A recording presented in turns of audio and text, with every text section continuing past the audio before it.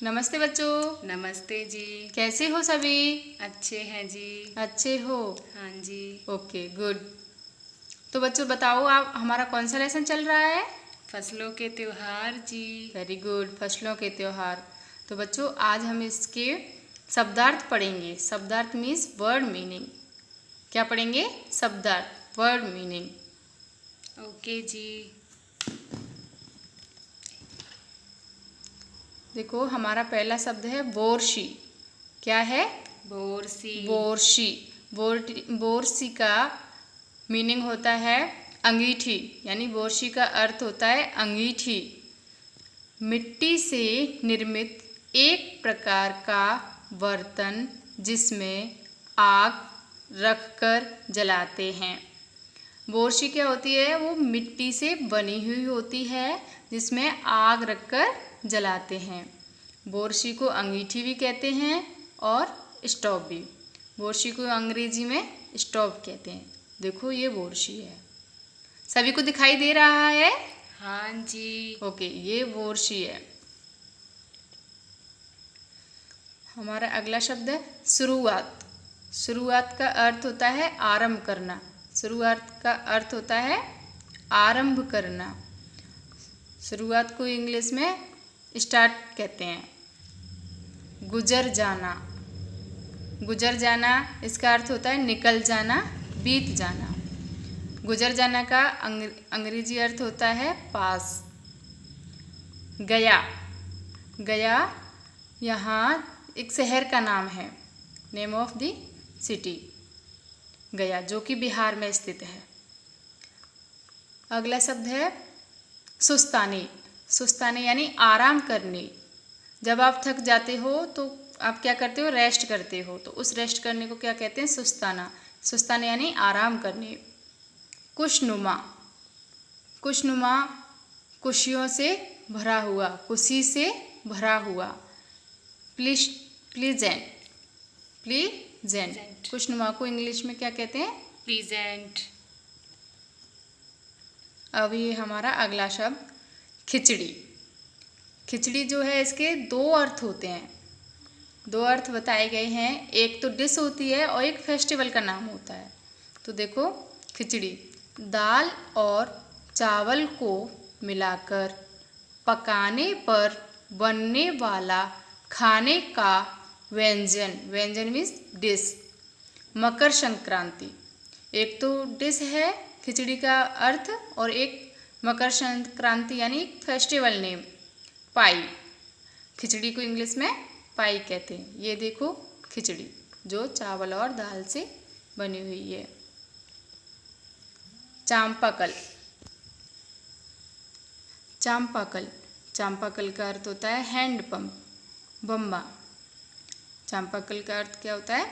Hand pump या बम्बा। चांपाकल को हेड पंप भी कहते हैं और बम्बा भी। बम्बा। बम्बा। देखो, ये चांपाकल है। ये सोर्स ऑफ वाटर। क्या है ये? Source of water. यस। इधर देखो, अगला शब्द है हमारा प्रणाम। आपको इससे चित्र से पता चल रहा होगा कि क्या कर रहे हैं? किसी को नमस्ते जी। यस नमस्ते कर रहे हैं। तो प्रणाम का अर्थ हुआ नमस्कार, नमस्ते। प्रणाम। प्रणाम को हम अंग्रेजी में गुड मॉर्निंग भी कहते हैं। हमारा अगला शब्द है टापू। टापू चारों ओर से जल से घिरा स्थल, यानी ये वाला स्थान आपको दिख रहा है, इसके चारों ओर क्या है? पानी। तो इस वाले स्थान को क्या कहेंगे? टापू। तो टापू का अर्थ होता है चारों ओर से जल से घिरा स्थल, और इसको क्या कहते हैं? द्वीप भी कहते हैं, द्वीप भी कहते हैं। और टापू को इंग्लिश में आइलैंड कहते हैं। घाटियाँ।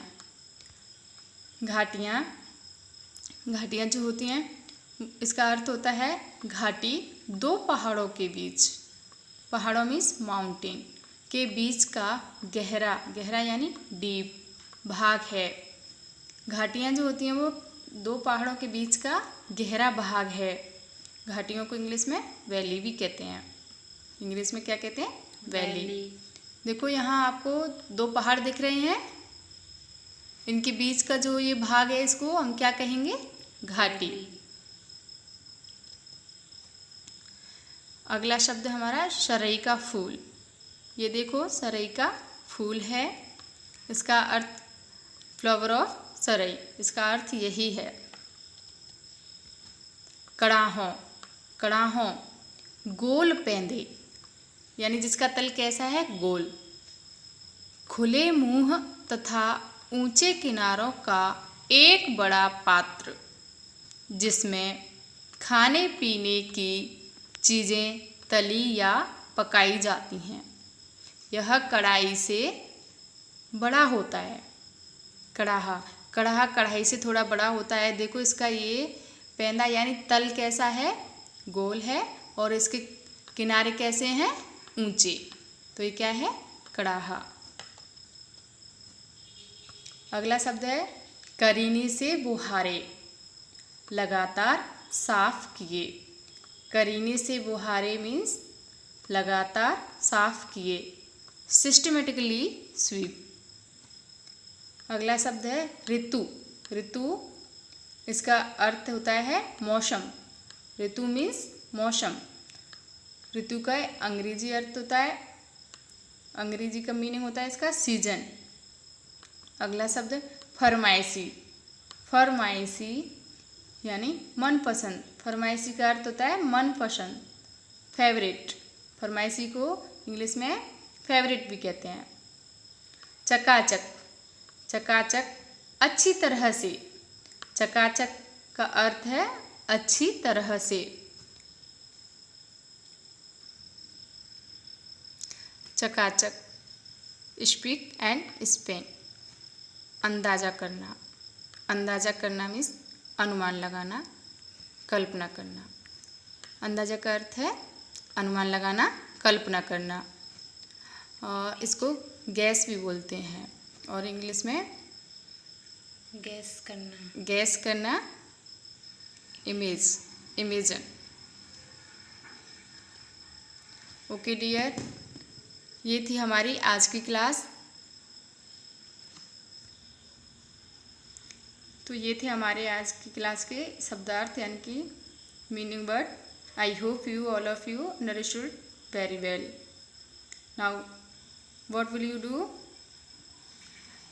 You will read these words 2 times. How many times will you read? 2 times. Okay dear, take care, stay at home. God bless you.